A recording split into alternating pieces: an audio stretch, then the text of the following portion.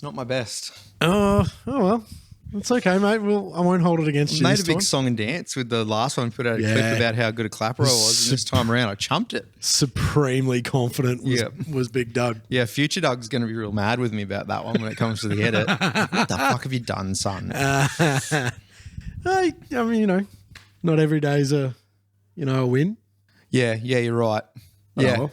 been having a few of those. Mate, every dog has their day. Just while we're throwing around, let's just throw out just shitty cliches. Yeah. Two in the hand is one in the bird. Something like that. That is not correct. Yeah, all right, fair enough. Just beat me down about it, why don't you? Fuck. Geez, while you're down, why not? Kick in the guts. Tim. Yeah.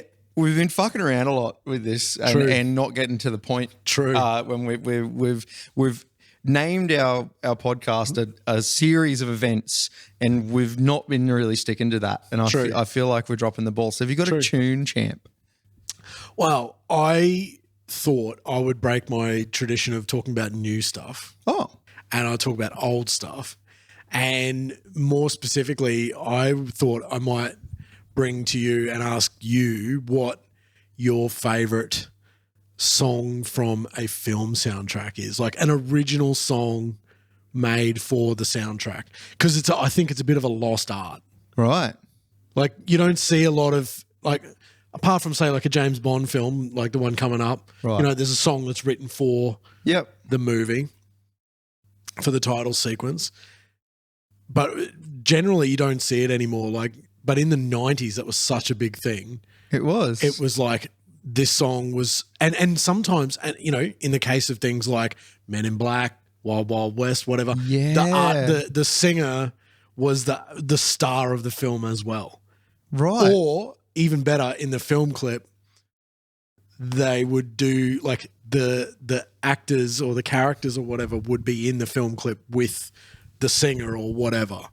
Yeah. Like, and they're actually, you're right. There were a lot of film clips that are horribly dated. Yeah. With what the fuck is that flying in my face? It's mosquito season again. Yeah. Bastards.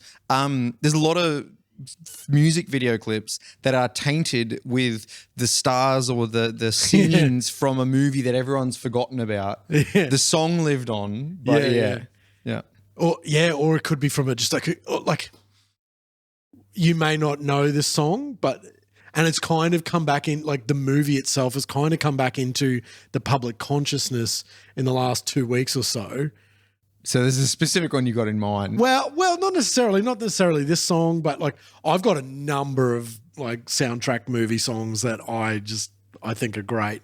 I'm going to be talking at myself when I listen back and editing this with all of the ideas I come up with that I can't think of right now. Exactly. I'll be driving home going, fuck. Do you know what that's called? I learned this the other day. Right. It's called a juska.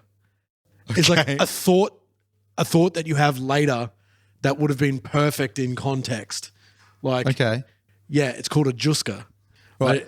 Who named that? I don't know, but I learnt it because I worked PR for a band whose song was named Juska, and I was trying to write the press release for it. I'm like, what is this word? Maybe I can write something about what it means.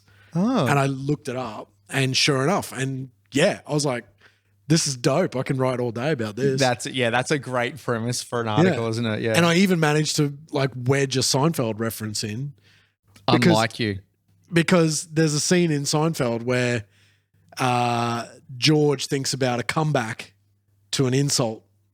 Yeah. Later on, he's like, jerk store. We're going with jerk store.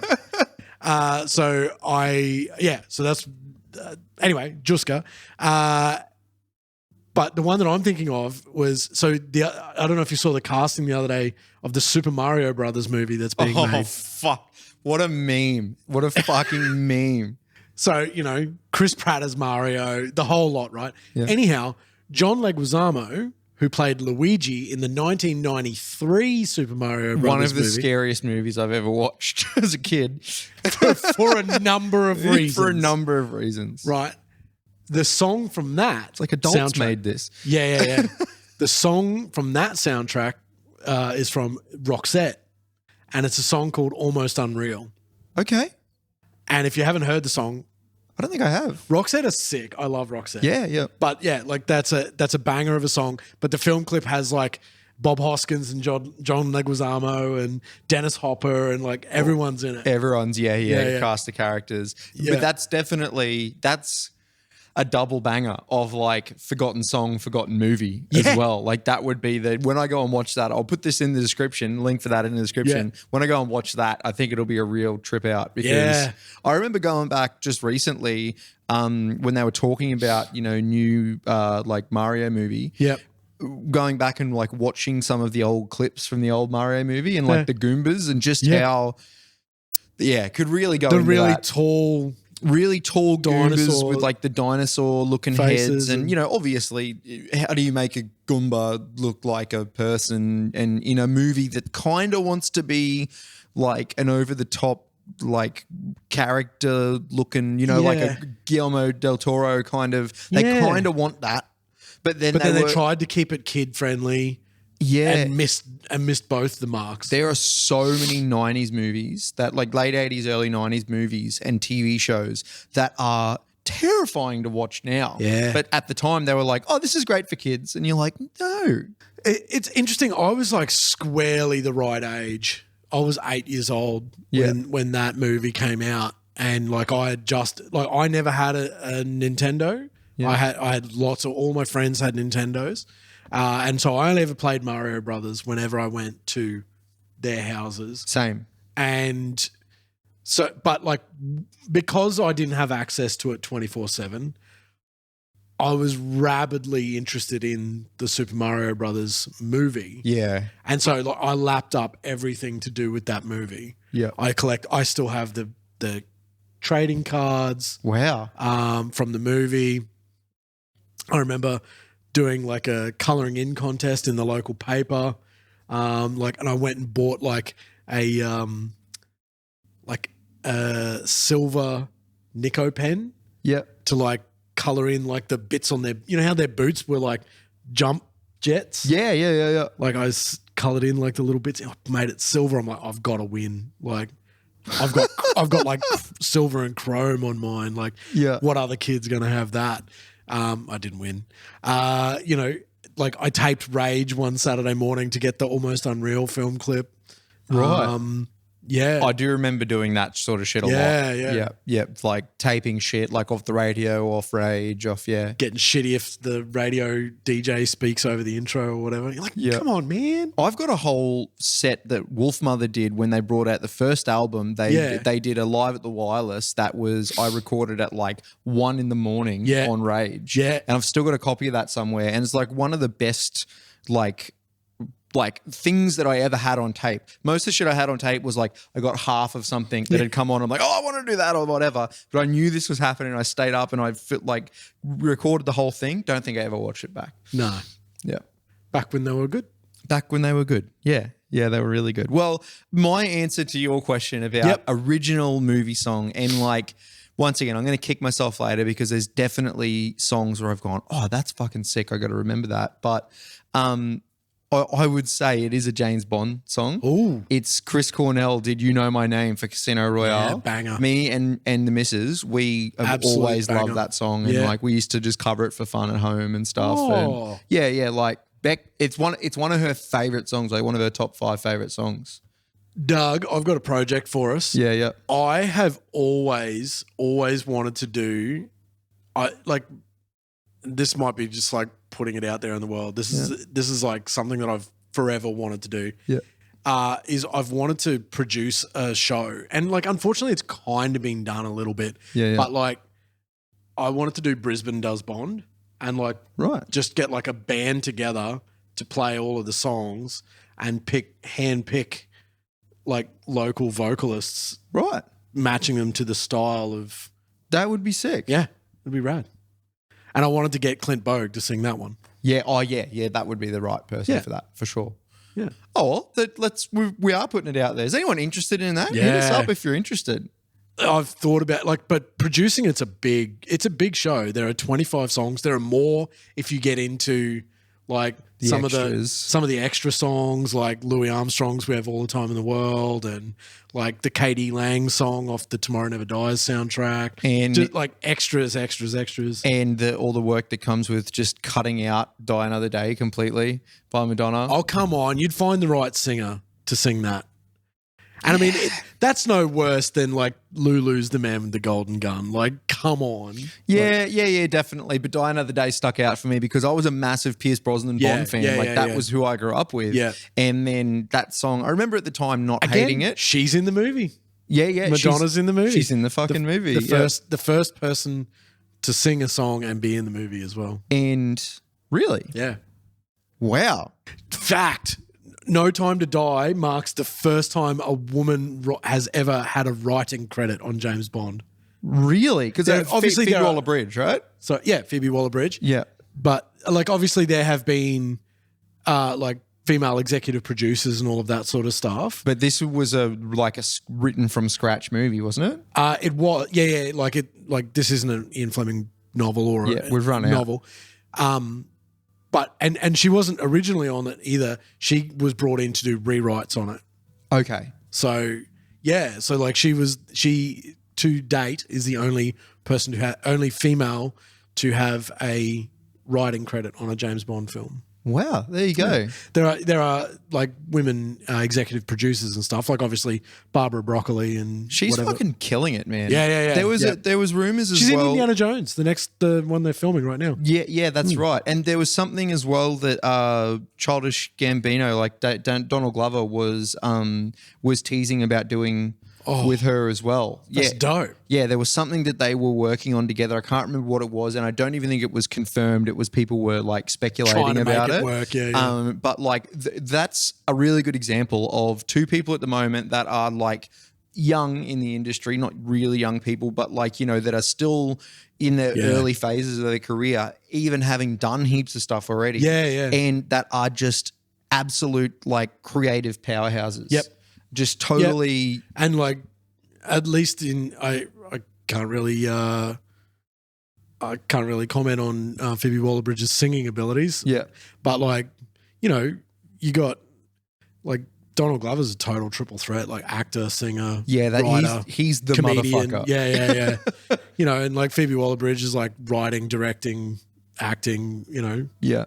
The whole gamut as well. Like, so yeah, I got, you know, man, speaking of another person in that sort of, again, young in the industry, but not really that young, Seth Rogen. Yeah. That dude, like the amount of TV things that he's producing. Yeah. He did like, Preacher. I listened to, like, his production company. Yeah. Like he did Comedians in Cars Getting Coffee with Jerry Seinfeld. And you listen to him talk there and about how many things that he had running parallel at that time. Yeah. I was like, fucking what? Yeah, and there's a lot of shit. That is insane. Him and Evan Goldberg, you see their names just plastered over a bunch of shit that they're not even like promoting personally. They're just involved in a whole bunch of shit. It's like Jon Favreau. Jon Favreau's just always got far too many things going on at once, and whether you know about it or not. Yeah. All those guys are just. It reminds me of a Henry Rollins bit. He did I can never find the actual special it came from, but it was a little clip that I'd got off like LimeWire of his stand up, and he was talking about El Nino, this like the weather system El Nino, not and the how, band. No, not El Nino. No, not quite. I don't think that's quite his scene. But he was talking about the weather pattern El Nino and how in Spanish that means like little boy. Yeah. Right. And he's like, El Nino. Why do they call this storm that's constantly fucking up the eastern seaboard? Why do they call it little boy? Like it should be called Hurricane Motherfucker. And then when they announce it on the news, that's the thing they say. And you've got like Dan Rather that's going like, ravages of the motherfucker are seen all the way up the East Coast. Blah, blah, blah. God damn that motherfucker.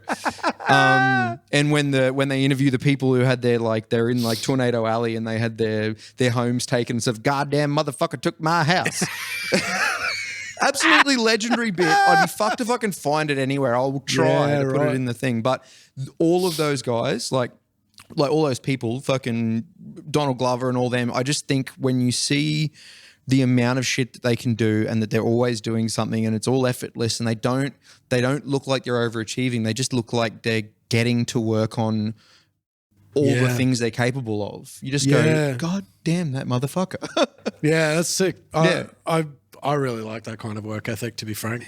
I really respect it. Yeah, man. I got a lot of time for it.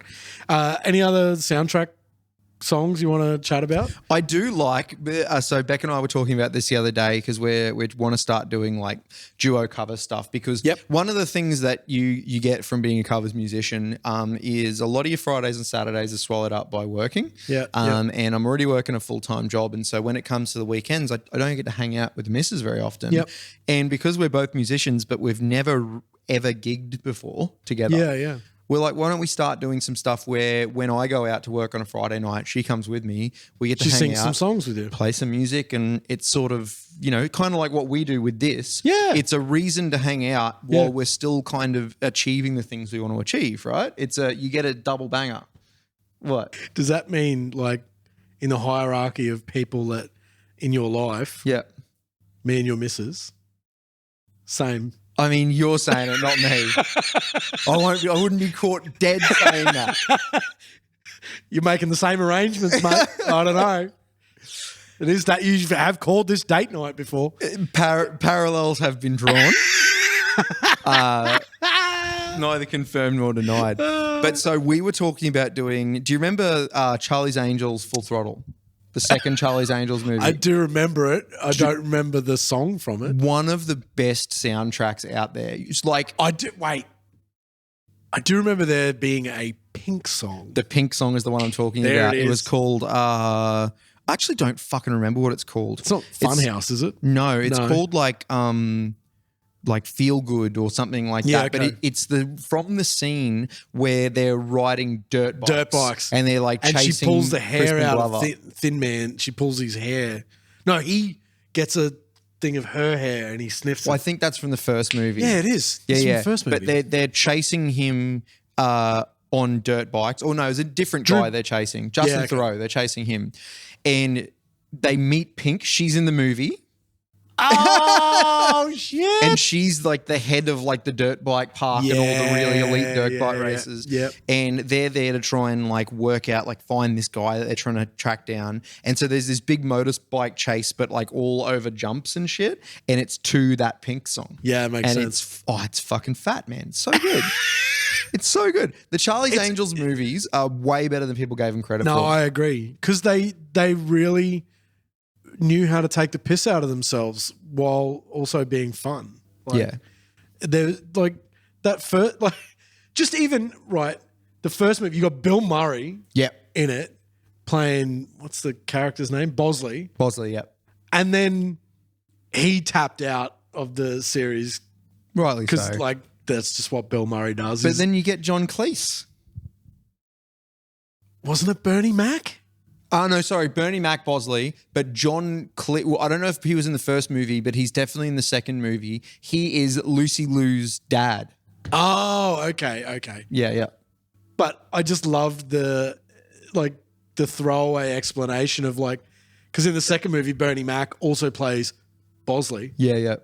And halfway through the movie, they have to like hide out at Bosley's mum's house. Yeah. And that you find out they're both called Bosley because they're brothers. Ah, that's right. Yeah. Like, and it's just that like they adopted Bill Murray as a kid. And so like he grew up with Bernie Mac's like African American. I love that you can kind of buy that too because Bill Murray has that sort of aloofness about him that like there's nothing about like you wouldn't buy that from like John Cleese being the brother or whatever like that. You wouldn't buy that, but something about Bill Murray just has that like I could have grown up anywhere. You know what I mean? Like like not a his humor fits Bernie Mac's very well. Yeah. They're the kind of guys that can hang out and have a fucking good time. Yeah. Absolutely. R.I.P. Bernie Mac. Yeah. Speaking of Bernie Mac, and here we are, we're off on another tangent. I was watching a thing last night. It was it's like the only thing in the comedians and cars getting coffee thing that I hadn't seen. And it's a special that they do in between seasons where Jerry brings on, it's like a live special as Jerry and Eddie Murphy just getting like in. I did see that clip you put up, yeah. Yeah. And like the woman who's interviewing them says, who was the best? Who was the best who ever did it? And Jerry starts going into it. He's like, I know Eddie's gonna like disagree with me here, but he said, I think Bernie Mac was like the greatest to ever do it. Right. And Eddie's like, dude, hang on, wait. You're making it sound like I don't think Bernie Mac is good at all. Yeah, yep. He said, I think Bernie Mac was fantastic, but if you were to call him the greatest of all time, I'm going to probably disagree with you on there. Yeah. And then, Jerry's then pushing him like, right, well, who was it then? Who was it? And, Eddie Murphy's like, it's probably like Chaplin. Right. And he was like, well, and then they get into this big thing of like, did Chaplin ever do stand up? Like, what was it? And they just play off each other. It's brilliant. I do love that. I honestly would have thought that Eddie would have gone just straight for Pryor, Richard Pryor. Well, I mean, they bring that up too about how Pryor disliked Murphy a lot. Really? They did not get along. Oh, yeah, you're right, actually, yeah, because he sort of got in and almost kind of stole his thunder a little bit. He definitely usurped the throne, man. Yeah. Not out of any sort of like he was going for it. Yeah. His star just shone far brighter. Yeah. And he was more versatile, really. Broader appeal. Yeah. I would say doing Superman 3 probably hurt Richard Pryor pretty hard. He did? Yeah, he was the villain of Superman 3. Right. Was not aware of that. Yeah, Today I learned. Gus Gorman was his name. Right. And Gus Gorman was a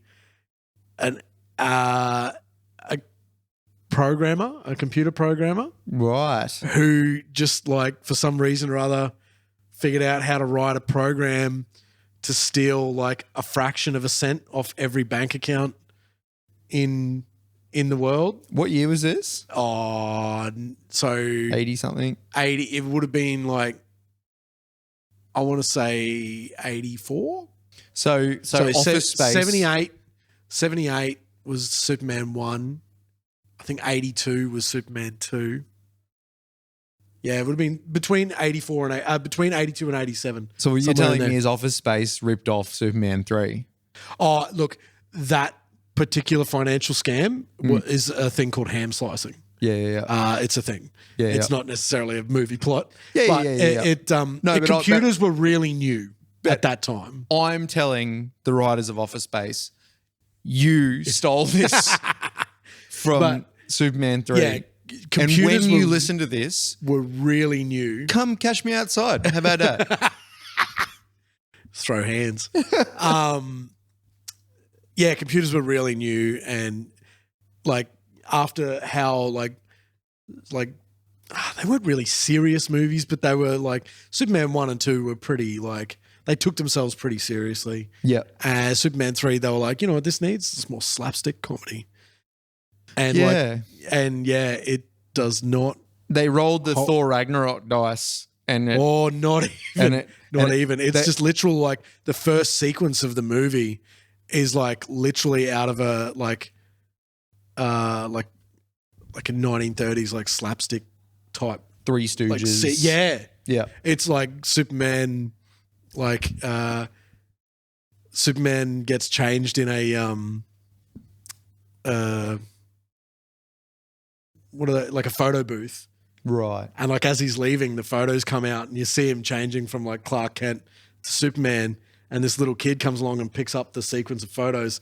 Superman like takes it off him, like rips off the bottom half and gives him the one of him Superman, and then like fucks off. As you know, and like there's people like it's all like it's like a sequence of like, you know, like a paint bucket falls here and then a car crashes into that, and like it's like that sort of humor. And then there's this whole thing with a computer programmer, and then he makes this like massive computer that comes to life, and there's like these crazy cyber witches. It's whack. It's whack as hell. And I guess you probably don't buy Richard Pryor for that, because like that sort of seems like it goes so against his. Yeah, he's not evil in the movie. He's just like this bumbling goon whose like creation gets out of his hands. You know? Right. Yeah.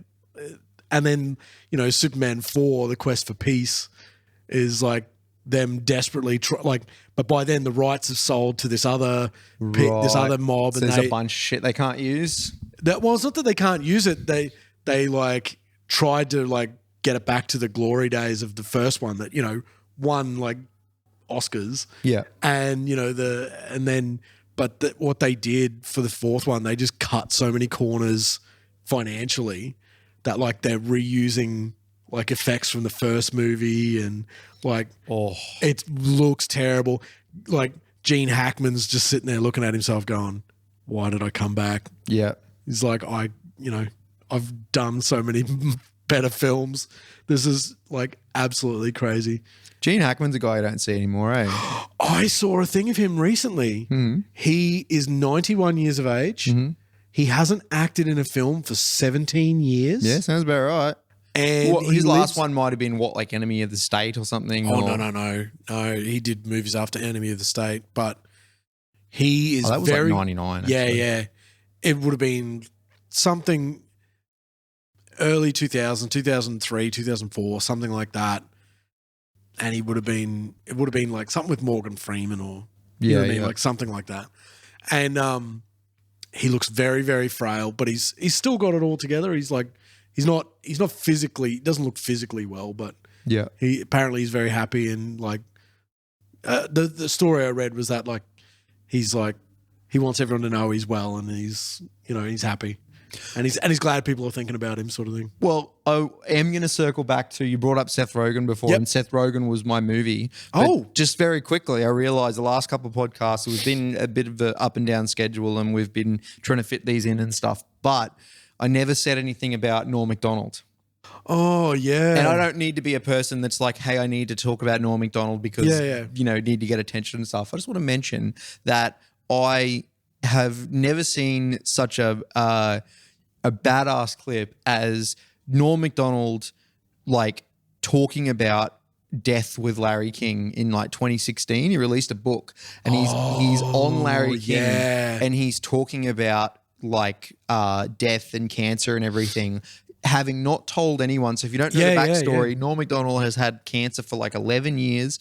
He hasn't told anybody about it, and his philosophy on it was that he didn't want to tell anyone about it. He didn't want to bother anyone with it, but also didn't want anyone to look at him differently. He just wanted to live while he was healthy. I don't think he had any treatment for it, and that's why he never looked in public like he was unwell, because he probably went for the minimum treatment on it for what he could.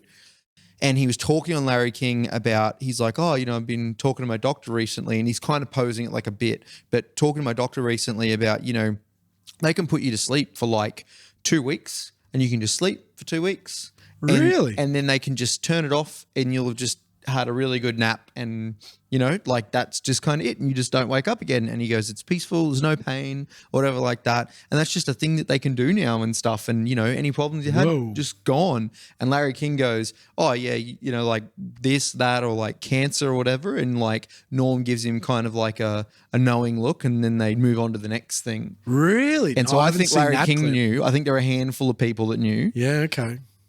But just seeing, I've not seen that clip. There's a little smile. I'll post it in the description for this, but there's like a little smile that he gives, sort of just at the end before they change the subject, of like just him knowing that he's got this secret that he's not telling anyone, and, you know, he dropped hints along the way, and you can look back at his old interviews now and you can kind of see where he's dropped hints about it. Yeah, but his thing was live well till the end, and then it's over. Boom. Yeah, fair call.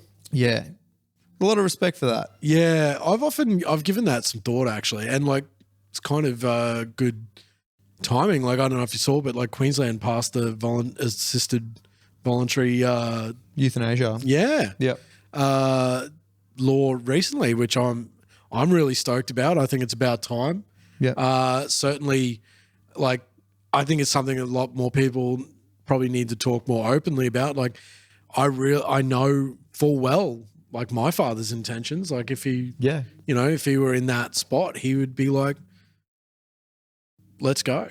Yeah. Let's do it. I don't want to rot for 4 years in a you know, a care facility, you know. And it's not just like what it is for you as well. It's for your family as Yeah, well. absolutely. And I know people, and I've seen people go through that sort of stuff. And what it does is everyone just wants more time, and that's fine. But like the quality of the time sort of deteriorates, and you sort of having that as an option of like, I'm going to live really well, and then boom. Because the other joke that he told that was in one of his specials about 4 or 5 years ago, while he obviously was going through that, he told a joke about, there was a guy I saw an obituary for, and he said he lost his battle with cancer. And he goes, I don't think that's fair, because like, one, like, it's pretty one-sided. It's a battle, and he lost it. He died a loser. Like, how unfair is that? This guy's been like done all these cool things his whole life and stuff, and then he dies a loser. He's like, I think if you've got cancer and you die, doesn't the cancer also die? I call that a draw.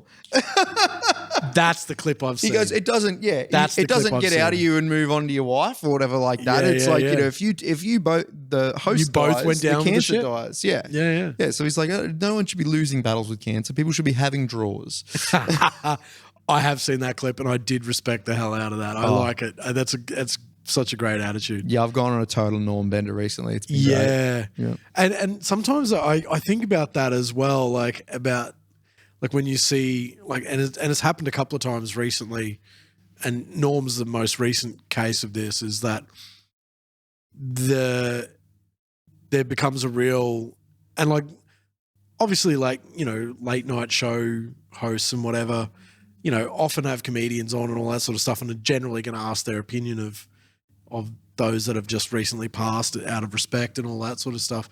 But there does create a little bit of like a grief porn, like about, and sort of really, I won't say over celebrating, because like some of these people really deserve celebrating. Yeah. Like the SNL, for like they did the first episode of the new season the other night, and they dedicated it to Norm. Yeah.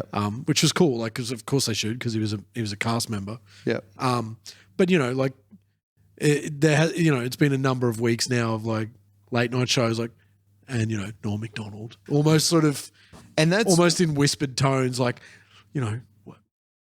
it's we lost Norm recently. How do you feel, kind of thing. And that's sort of why I'm hesitant to talk about it as well. But for me, like, what it was for me is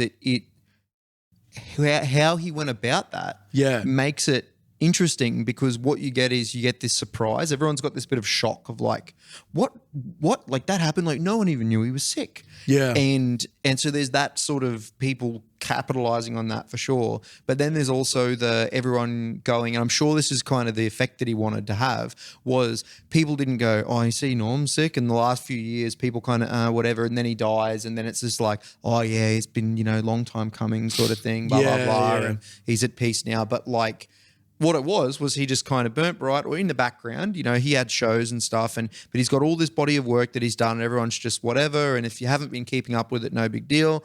But then all of a sudden you find out he's gone. And for me, I've just gone, man, I've been ignoring Norm Macdonald for a long time. He's always been one of my favorite comedians, but I haven't really been into it. And it just gave me a week where I just went and I just dug through his whole back catalogue. And did you get into the Norm Macdonald show, the Norm show? Oh, you mean like the sitcom? His show, yeah. Yeah, I remember watching it when I was a kid. Same as like Drew Carey era and everything. But for me, it was a celebration. It was like, okay, he clearly didn't want anyone to know. Yeah. That's happened, but now everyone's gone, but also, okay, well, there's no, for me, grief. It's more like good on you. You got what you wanted.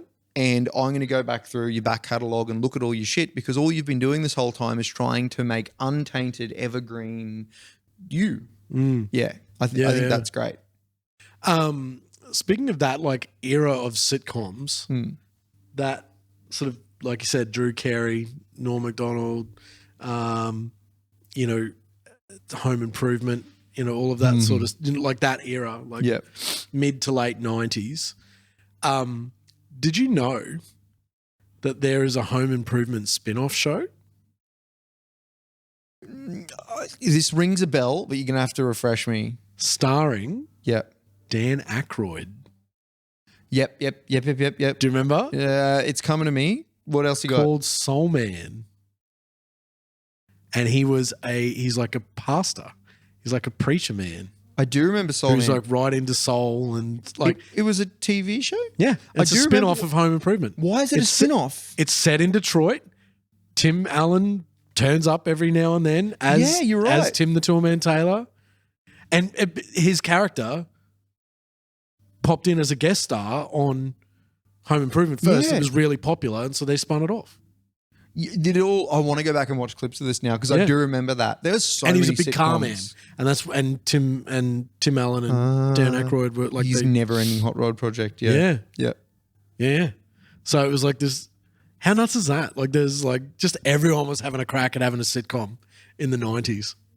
You know, it's funny because you jog my memory with that now, but there's every now and again you'll just sort of be thinking about a particular thing, like, you know, an old TV show or something, and something like that'll twig for me. Go, oh, do you remember this show that I think we watched like 3 episodes of before it got you know, all this shit keeps popping up, and you realize that, like, if I were to go back and watch just a day in the life of like me as a 10-year-old and what was on TV and what I was watching, there's so many kids shows I don't remember anymore, all this stuff. And you always think, oh, I love that, so I'm going to remember that forever.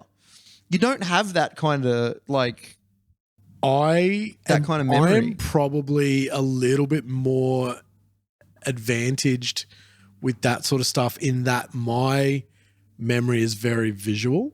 Yeah. I can remember like images of stuff. Right. So like I take in my head, it's like my brain is just like, have you ever been into someone's phone where they've just taken like a million screenshots? Yeah. My brain's like that. Yeah. So like I can remember like frames of shows and like logos and stuff like that. Right. And like, so just going back to the 90s and looking at things like, did you ever watch Sequest DSV? Yes. Did you ever watch Sliders? Occasionally. The very PG family friendly version of RoboCop. There was a RoboCop TV series. No, I did not know in that. the 90s. Saturday night on Channel 7 used to be RoboCop and Gladiators. Gladiators, like the game show. Yeah. I remember Filmed that. at Boondall Boondall. here in Brizzy, yeah. Fucking hell, man. Well, I mean, yeah, you're going to do a much better job than me. I think I'm really good. I'm kind of Rain Man level when it comes to like remembering names of songs and artists and stuff like that. We did a pop music trivia the other night by accident at Beer House, I think. Yeah. We went there just for a beer and they had trivia on, so we did that, and it was pop music trivia. Do you remember any of the questions? I don't really, but I do know that I did not do as well as I thought I would. It was a lot harder than I thought. Was there a lot more recent I was stuff? the only one out of the few of us there that was actually able to answer most of the shit. Really? Because was it more recent stuff or was it like it was a mix of stuff, but there were questions about Bowie and stuff, and I don't know shit all about fucking David Bowie, and you know, like there was Did it these leave like you- hallmark sort of artists that there were deep questions about, whereas I fairly surface I level know a over little bit broad about space. a lot, Yeah, but yeah, I'm not. I don't have that drill down. Yeah. Yeah. Did it leave you feeling like you're like, fuck, I should know more? Or did you It sort of made- go like, wow, that they just really missed the mark with asking me? Did other people do really well? I Or- don't think he missed the mark at all. So it was Okay. as Eamon Clark, who does Not On Your Rider at the Trifford. Banger. So we didn't realise he also does that one. Yeah. And it was, there's 4 trivias in the month normally, but because there was 5 Thursdays in September, they did a special one just for pop music trivia. Oh, yeah. So Eamon's trivia is my favourite trivia that I've done. Yeah. And I think his questions were great. I wasn't expecting a lot of those questions. Right. But yeah. My special weapon of doing music trivia is Greenie. Right. The man's an encyclopedia. Yeah. Just an absolute encyclopedia. Like, Who would have thought? He has the ARIA charts like memorized from like the entire decade of the 1990s. He can tell you like how many singles, like whatever. If you go, right, La Bouche, Be My Lover, what did it debut at? And he'd be like, oh, that came out in 1993 and it, you know, Yeah. blah, blah, blah. Like, and, you know, peaked at number 17 or what, like, freak. Yeah, no, I'm close. Like I can tell you usually if you play me a song, I can usually tell you artist, title, and year. Maybe year, yeah. Year I'm pretty good with. But like, yeah, I can't, when it comes to charting and stuff, I'm not that in tune. Yeah. But who would have thought that someone with their tenure in PR would be so good at remembering charts? Yeah. This is before he got into the industry though. Like he was when he was a child. This is like when he was like 10 years of age, would be memorizing those charts. And look at him now. And he said to me today, he sent me the digital PDF of the ARIA charts, because obviously I worked on the Spirit Box record. It charted. He sent me the PDF version of what he used to go to like Sanity to get every week. Yeah. And he sent that to him. He's like, "Hey mate, print this out, put this in your glory box." I'm like, "Thanks, man."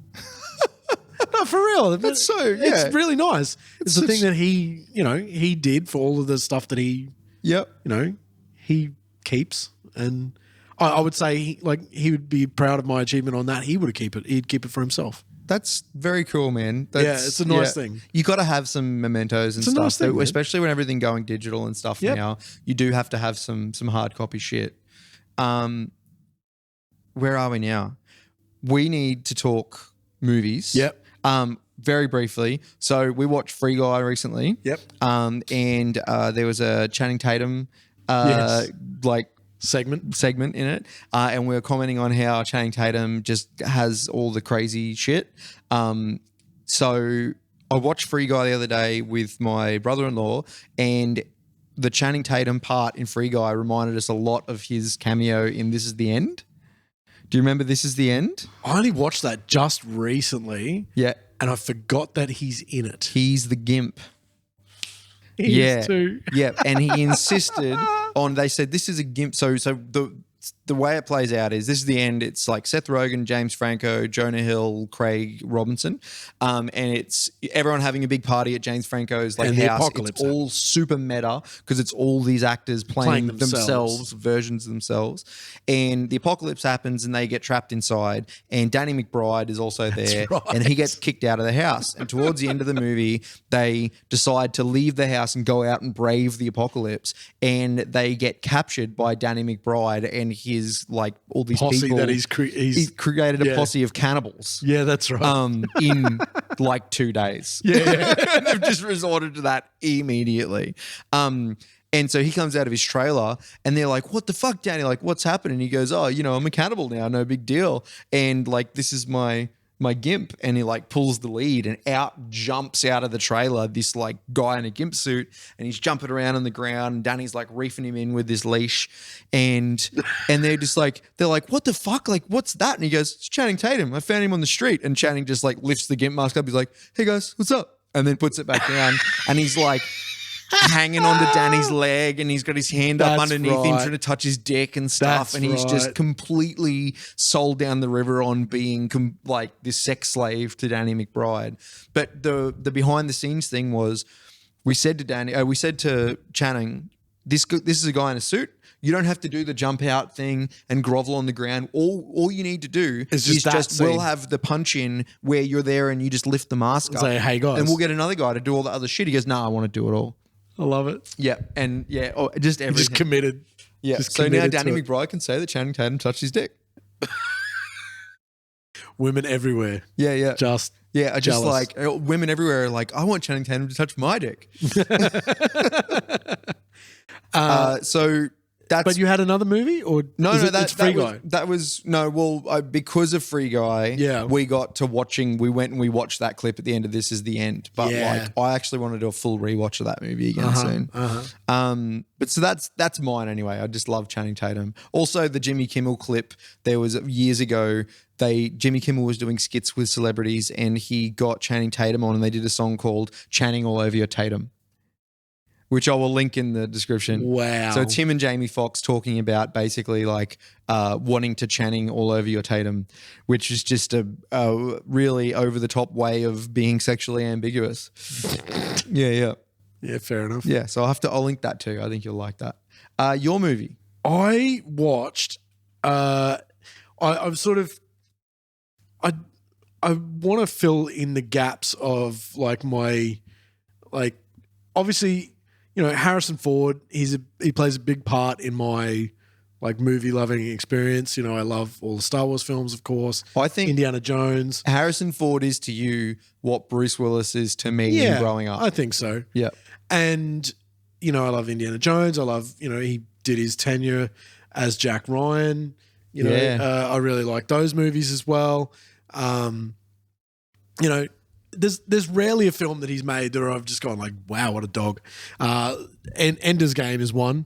It's a terrible, terrible flick, and he's in it, and I was like, oh no. He recently made a movie that was like set in like Alaska or something like that. It's the dog, and it's like a CGI yeah, I can't dog. bring myself to watch then that. you watch the behind the scenes, and obviously they had like a guy mo-capping this dog. So Harrison Ford is like treating this dude like a CGI dog. Yeah, I can't bring myself to watch that. And you've just got to like you watching him film it like in the behind the scenes stuff, and it's not really written on him because he's acting, but like you can just tell he's just thinking, this is fucking stupid. Just the whole time. I can't believe I'm doing this shit. Paycheck better be good. It better come quick. I love Blade Runner. All of the, even Cowboys and Aliens. I really like Daniel Craig, and you got James Bond and Han Solo. How can you go wrong?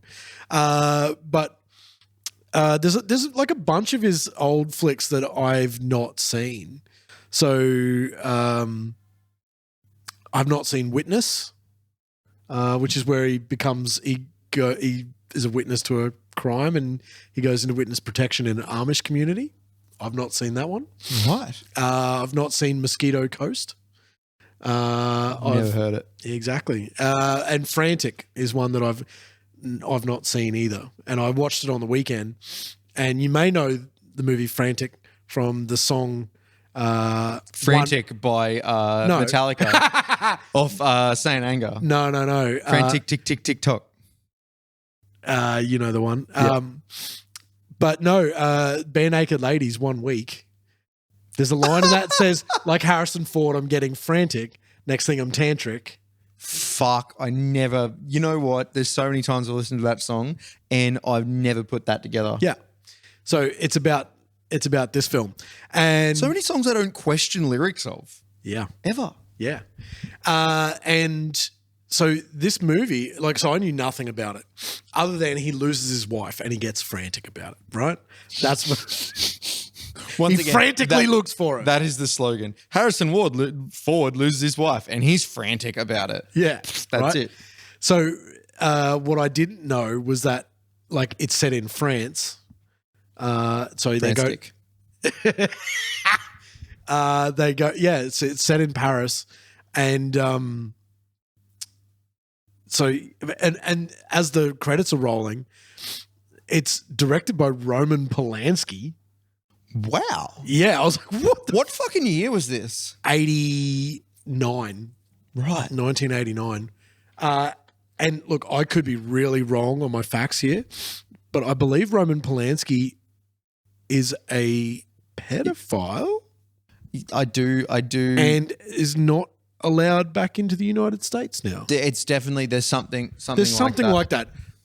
Do not take that for truth. I've not fact-checked that in the slightest. But that's what comes up in my mind when I think I could be mistaking him for another director of that ilk. Let's find out. Fill some time. So I was going to go into I wish I had some facts that I could just go into. All right, we have phone at the ready. Let's find out, because I feel like this is something that we could get on top of right now. So we've got Roman Polanski. He is a fugitive. Yeah. Fugitive. So I like that in his Wikipedia. So Polish-French film director, producer, screenwriter, and actor. Polanski is also a fugitive from the US criminal justice system, having fled the country in 1978. 78? Wow. So he was... So that's probably why they he's still they working. filmed that in France. Yeah. Well, I'm assuming they filmed it in France. So does it say why he's a fugitive? Sexual Underage? abuse case. Here we go. So 1977, the then 43-year-old was arrested and charged with 6 offences with a 13-year-old girl. I rest my case. Yeah. Wow, and Harrison Ford worked with him? I don't want to read that out, but yeah, it's pretty. Yeah. No. He's a bad man. Wow, and Harrison Ford worked with him on this movie. Well, I mean, I thought all of that came after this movie. I mean, he was charged with it, but like he pleaded not guilty to all of it. Right. So they dismissed That's problematic. a lot of the charges. So I mean, you know, we're not the judge and jury on this, but what it seems like is he was accused of that shit. He pleaded not guilty, and you know, I don't know. Obviously, Harrison. How did he Ford, get out of the country? Like, because generally you're not allowed to leave the. I think because he took a. He took a plea bargain. He did like a plea bargain or something, and then there's more to it. But Ugh, you were overall Correct. right about the. So anyway, fuck, that's really tainted this movie for me. Anyway, not that it was like, I don't know, I didn't particularly like it anyway, but yeah, essentially like there's a mix up with like his wife's suitcase at the airport, and so when they arrive in the hotel room, he goes to open his suitcase and her suitcase, and it just like won't open. And she's like, oh, and Harrison Ford's like, oh, well, because it's not the right one. That's why your key's not working on it. Yeah. And so as it turns out, yeah, they get like the people who have her suitcase, obviously they want this suitcase because it's got illegal shit in it. They find out where she is and whatever. They call her down to the like lobby of the hotel, and then they kidnap her basically. Yeah. Thinking that she's stolen the thing. Eventually, like Harrison Ford goes around. And this makes Harrison Ford frantic. Yeah, he goes around Paris. Like he doesn't speak any French whatsoever, so he's having a real hard time about it. Could you imagine Harrison Ford speaking French? No, he doesn't even try. No, he doesn't even try. No. He's like a cardiac surgeon or something, and so he's meant to be presenting at a conference. Is why he's there. He's frequently a surgeon in movies, isn't true. I think that's the appeal of Harrison Ford. To be frank, like he looks rugged, but also looks like he could be a professional. You know, like he's Indiana Jones. He's like a college professor. You know, Sabrina. He's also like a he's really well dressed sort of guy. You know, he pulls that off, but he has that rugged like look to him as well. He can throw a punch, and that's why Chris Pratt is the new Harrison Ford. Yeah, you're pretty well right there. Yeah.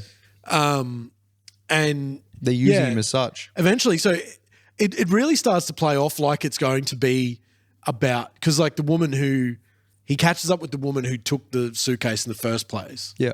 And she's a dope smuggler basically. Right. So it looks like it's going to be just about like drugs.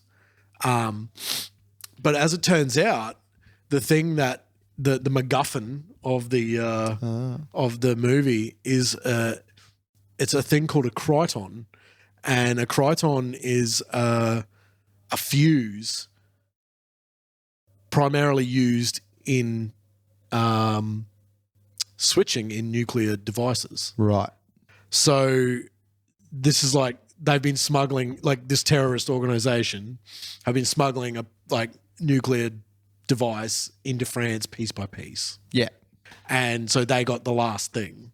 And so that's why they're so desperate to, it's a big boom Meccano they're making, and that he's got the main bit. Yeah.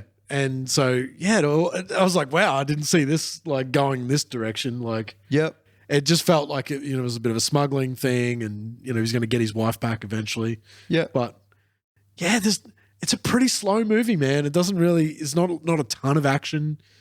The music also is by Ennio Morricone. Oh, wow. Yeah, like it's a big film. Like I was just like, this must just be like one of sort of Harrison Ford's like background catalog movies, Yep. I didn't really take it real serious, and then I started watching it. What the fuck? Roman Polanski, Ennio Morricone? One of the things that I like to do occasionally is I like to get an actor that I feel like I've exhausted most of their well-known movies, just go through their Wikipedia and just pick out a movie that I've never heard of that they're in, just to see what the fuck is the go. Right. I did that with Tequila Sunrise, which was Mel Gibson. Oh, Mel Gibson then.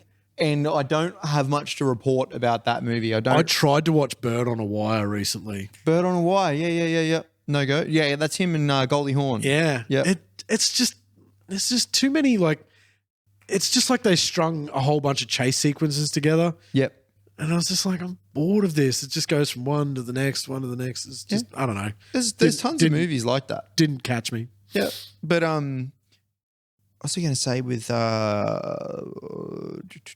MacGuffin thing? I watched the whole video. There's a guy, Patrick Willems, I think, on or Williams, I think it is, on YouTube, who does like really extensive. Good Irish name, Paddy Williams. Yeah, definitely. And he looks it too. But he does like extensive breakdowns of particular things about movies, like video essays on YouTube, but they're really well shot and engaging, and they've kind of got like a storyline woven through them. So a lot of them are him like explaining things to his parents. So they're having like a family dinner, and he goes off on a tangent and starts explaining this thing, and then there's all this movie footage cut in, and it occasionally goes back to like them just looking at each other like disapprovingly of just like, will he ever shut up? And it's just like, is this guy ever going to stop info dumping? Yeah. Why didn't we invest in the ADHD medicine when he was a kid? Basically, yeah. And there really is. It's a cool. That's a bit of an aside, but there's a cool. Although this whole podcast is asides and tangents, but there's this cool sort of through line with all of his video essays and reviews and things, that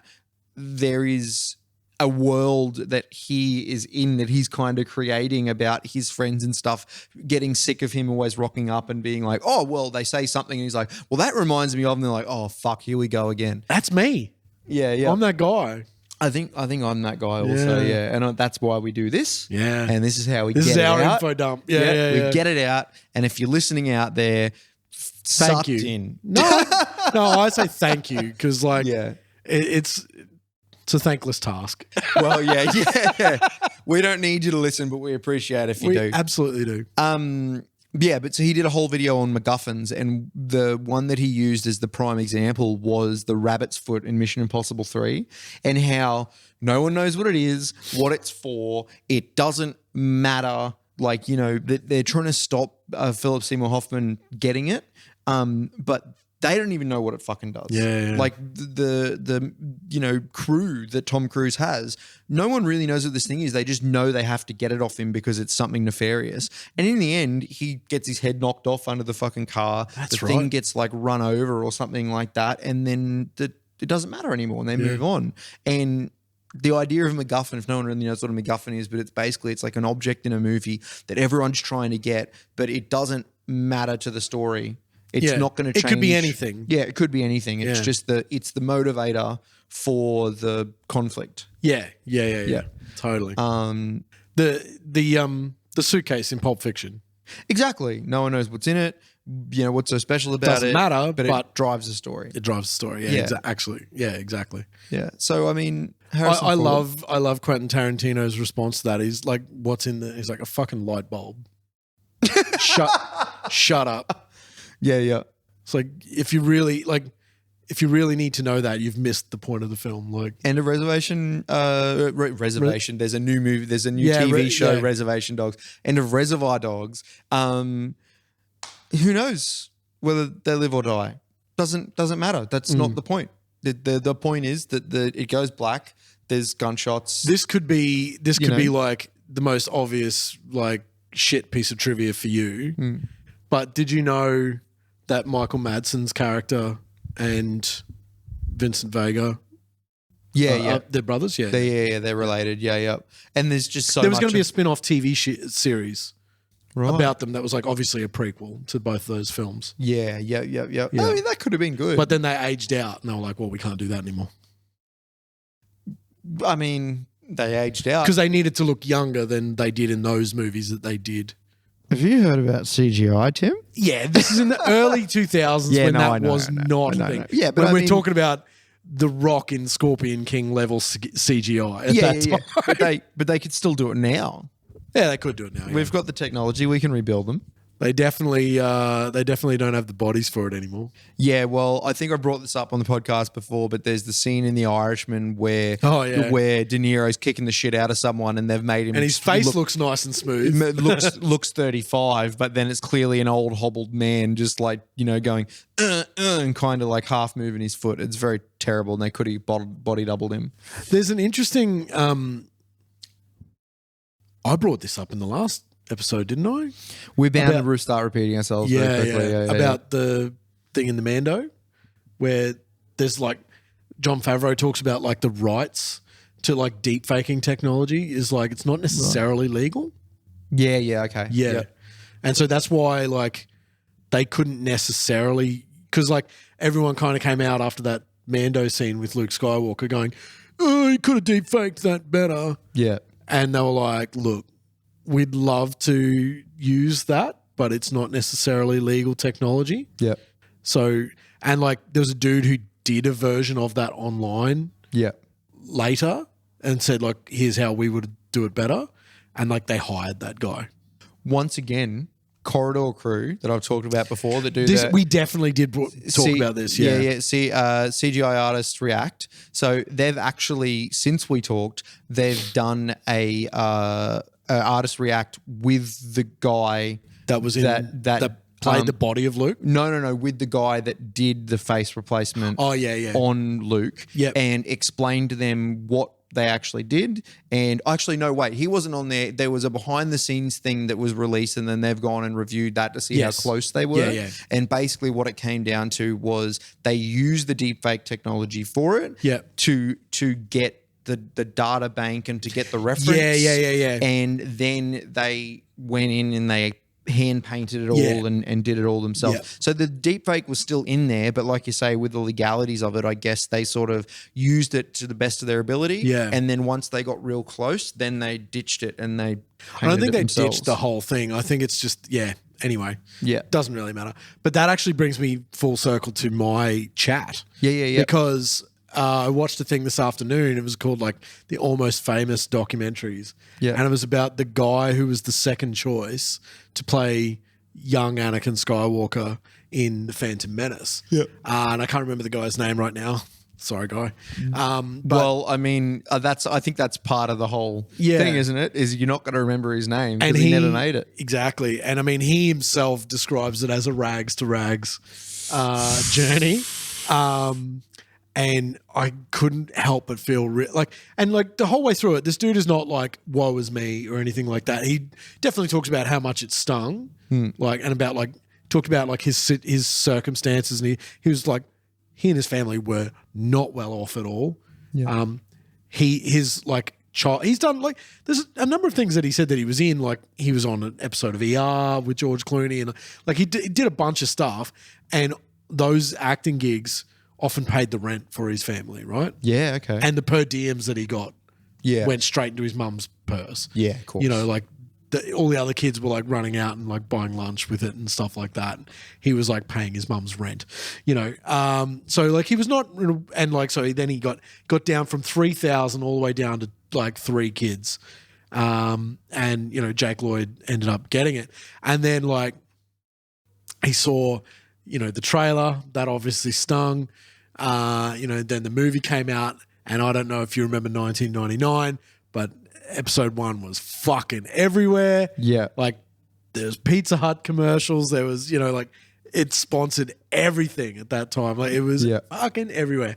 Anyhow, so like obviously like he has to see it everywhere. He was still at school. He was going to school. All his friends at school were like that could have been you, bro.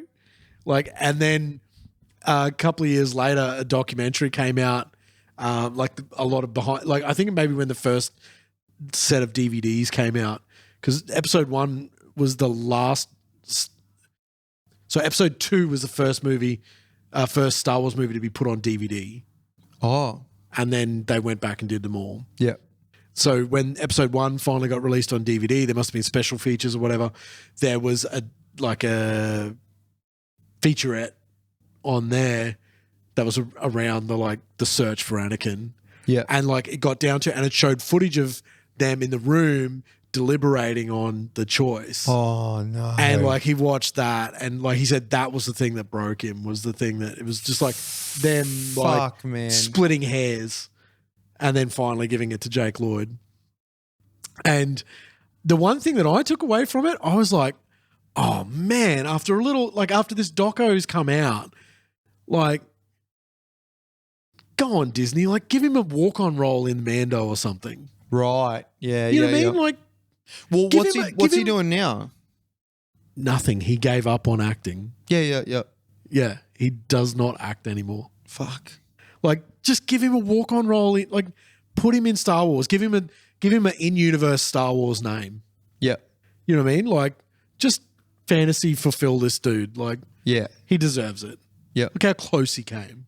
Yeah. What about the other guy then? Well, Jake Lloyd. No, the third guy. Oh, yeah, I can't remember. He looked familiar too. Like, I saw him and I was like, fuck, I've seen that kid before. Right. But- And I mean, especially after all the stuff Jake Lloyd's gone on to do and how successful he's been. That's the other thing. Like, it kind of has this like sort of sliding doors moment. He's like, well, it could have been me. Yeah. And then it shows you like all of what Jake Lloyd's been through. He's like drug, substance abuse, and he's Got been all this a money bunch of and arrests. no work. Yeah, a bunch of arrests to his name. And then it shows a big like montage of like child actors from the 90s and like Lindsay Lohan and Edward Furlong and like a bunch of people all come up and you're like, Jesus Christ. Yeah. Macaulay Culkin, it really illustrated like. I will say with Macaulay Culkin, he come good. He's got it all worked out. He has now. Yeah. Like you saw his like crack years, right? Well, I watched a podcast with him. He went on, I don't know if it was Rogan, but he went on and he's like, everyone was saying I was into crack. I was not into fucking crack. That's what I look like. That's just what I look like. Why did he look like that then? Because that's just what he looked like. He was a fucking malnourished fucking, basically teenager, like early 20s, and he was just, He looked horrible, man. Yeah, but that's the thing is everyone assumes that, and he's like, never did crack, never did any of that shit. Just people got some photos of me when I was fucking looking like shit, where I went out and I was fucking, not healthy. He looked like a proper junkie, man. Nah, man. Wow. Yes, he was like, I never did any of that shit. I didn't go off the rails or whatever. I just, wasn't in the public eye. Wow. And then the few pictures that people got of me was when I was looking at my fucking absolute worst. What was his band that he had? It was a pizza themed. It was a tribute band. Yeah. To a band, but all of the songs he changed were over to pizza themed. Yeah. Get yeah. going. Let's get that. But I can't remember what band it was a tribute to. It was like a real classic band, but it's like he also had when he was a kid as well. Like he had a pretty fucked up case of a stalker as well. There was like a pretty bad. The Michael Jackson years. Yeah, the Michael Jackson years. He was just like good pals with MJ. Pizza Underground. So it'll be Velvet Underground. That's but it. It's all take a bite of the wild slice. All the pizza parties. Papa John says, I'm beginning to eat the slice. Then there's a song that's just called Pizza. No way. No way. Cheese Days. That's the best. That's great. But so there was these are the things I store away in my brain. That Macaulay Culkin had a fucking pizza themed band. There was a Fall of Troy song called Macaulay McCulkin.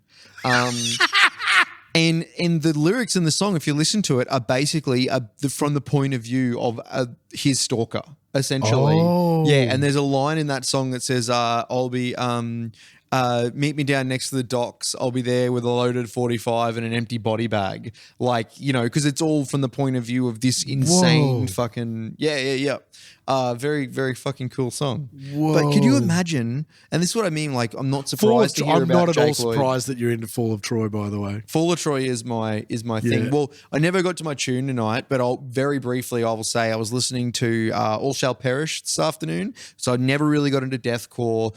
deathcore is sort of like it's very precise and it's very wall of sound, and I'm more of like I'm looking for riffs, I'm looking for groove, I need and I need more angst rather than this sort of put on kind of bravado that is deathcore and everything's evil and intense and stuff. I like the angsty shit, but the album The Price of Existence by All Shall Perish, which had Eddie Hamida, who went on to do Suicide Silence after Mitch passed.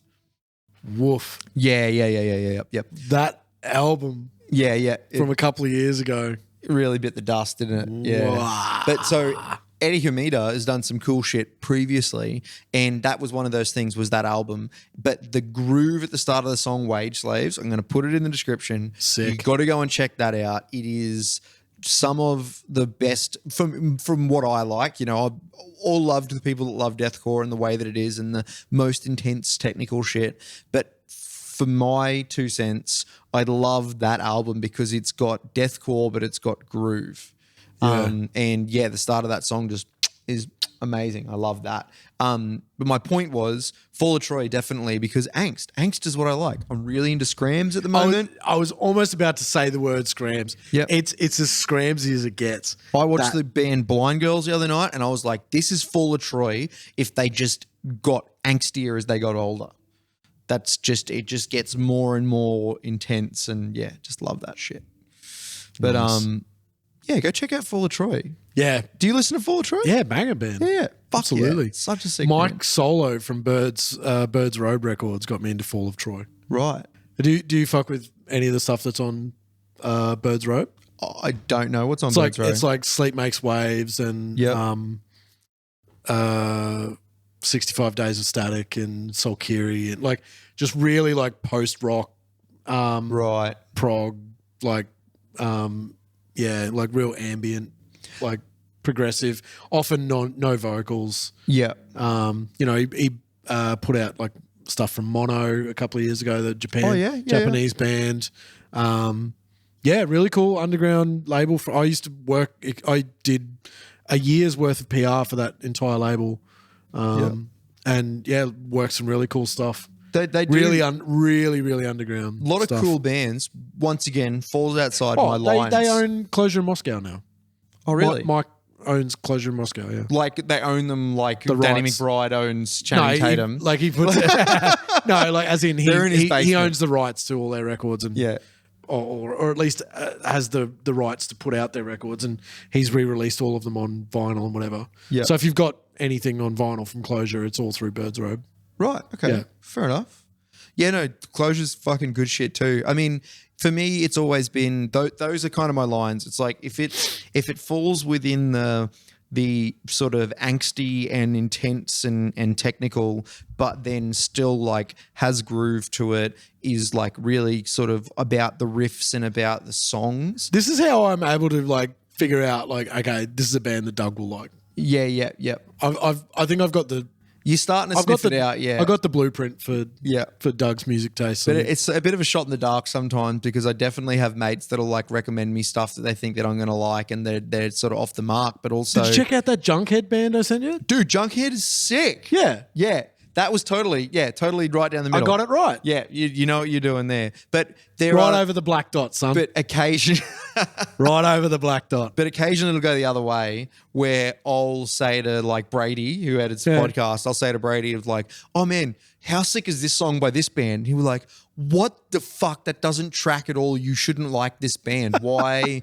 I've shown What's you. an example of that? I've shown you like 5 other bands that are like this band, and you've been like, no, I don't really like anything like that. And then you give me this, and I'm like, what the fuck? Example. I'm not going to remember the name of the band, but there was like an ambient sort of, like Rollo Tomasi. Yeah. Oh, right. Banger band. Yeah. So like, for example, that band brought... Did you see their new song, Cloaked? No, I haven't. Cracker. Their last Absolute cracker. album, I think, was like super. I don't know what they normally like. Alex Sievers from Kill Your Stereo fucking loves Rollo Tomasi. Right. Because was their older shit like more sort of spazzy, heavy shit? But then they brought out probably 3 years ago, they brought out like a really ambient album. Yep. really like that. Yep. And I sent it through to Brady and I was Yep. just like, oh man, I really fucking digging this album. And he's like, what the fuck? That doesn't make any sense. Because every time I sent you like an ambient sort of post-rock album or whatever, you've gone, not for me every time. And you like this. And I'm like, fucking sue me. So I'm going to get a message from Brady when he edits this. Yeah. Anyway, I think I think we've hit the mark. Yeah. absolutely have. I've not run out of things to say, but I think we need to stop. Yeah, for real. But till next time, what are we going to talk about next time? Have we got anything coming up that you want to watch the Rocky movies? I absolutely want to watch the Rocky movies with you because Rocky vs. Drago, the ultimate Stallone director's cut is being released. So I at least want to watch with you 1, 2, 3, and then that. All right. So all of them. No, God no. There's Rocky 1, 2, 3, 4, which is the original, like one with Drago in it. Yep. Rocky 5, which is the one where he decides he's going to like retire and starts training like a young dude up. Yeah. And the big fight at the end of Rocky 5 is just like a bare knuckle street fight. Right. Then there's Rocky Balboa that came out in the and so that's Rocky that operates as Rocky 6. And then there's like 2 Creed movies. Creed and Creed 2, Yep. So fuck, that seems like a slog. So I'm going to say now, we don't need to watch. Certainly not number 5. Yeah. Number 5 sucks. Objectively sucks. I am going to say I'm definitely not sold on watching the Rocky movies in the sense that like I'm not excited for them because I don't feel like I have a horse in that race, but I'm willing to go down that path.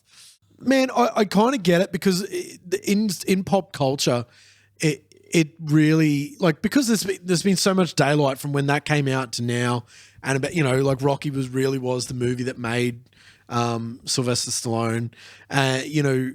It has a part in pop culture that you probably feel like you kind of don't need to see it. Yeah, you know what I mean. You'd be like, yeah, I know he fights Apollo Creed, and then he gets the second chance to fight him, and then he fights Mr. T, and I feel like I've seen it, But there's like, and I know this may or may not be like a selling point to it as well, but like there's a lot of really good heartfelt drama through it all. There's a lot of like family stuff that goes through it. Like, in the first movie, he's a real like feels like irredeemable scumbag to begin with. Like he's just like a lowlife. Like he's a standover man, just because he's dumb.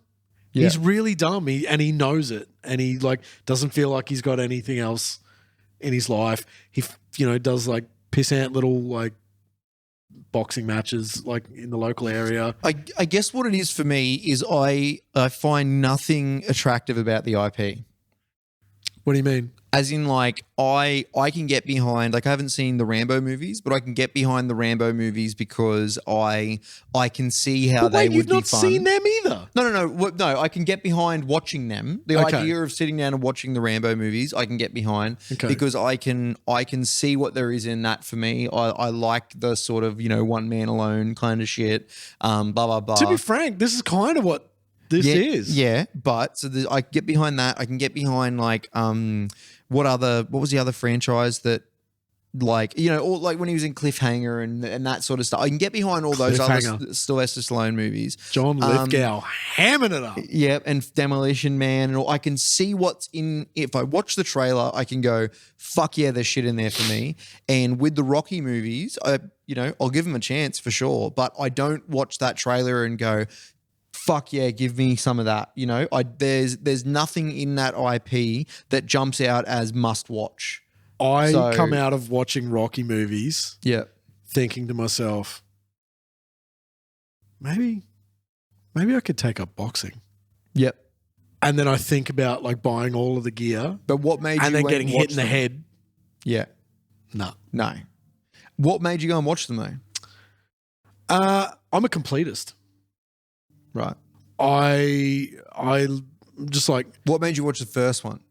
You know what it is? What? I watched with my dad. Right. My dad loves boxing. Yep. I love watching boxing with my dad. Yep. My dad really loves Muhammad Ali. Yep. He just thinks Muhammad Ali was like the greatest fighter to ever live. Right. And I just really like that. And then like I bought the box set of Rocky movies for my dad for Christmas one year. Yeah. And we just punched through them all. Right. Like it wasn't the first time I'd seen them, but yeah. also I just wanted the experience of like watching those with my dad. Well, I'm prepared for you to change my mind, but I still at this point I want to mark the line in the sand where I still am not going into these expecting to be drawn into it, but I'm open-minded about it. Good. The first one is a little bit slow to start off with, but Here we go again. No. It's a good flick, man. It's a really good flick, and it's a one man taking on the world underdog story, man. All right. It's brilliant. Well, until next time, fucking have a good one. Yeah.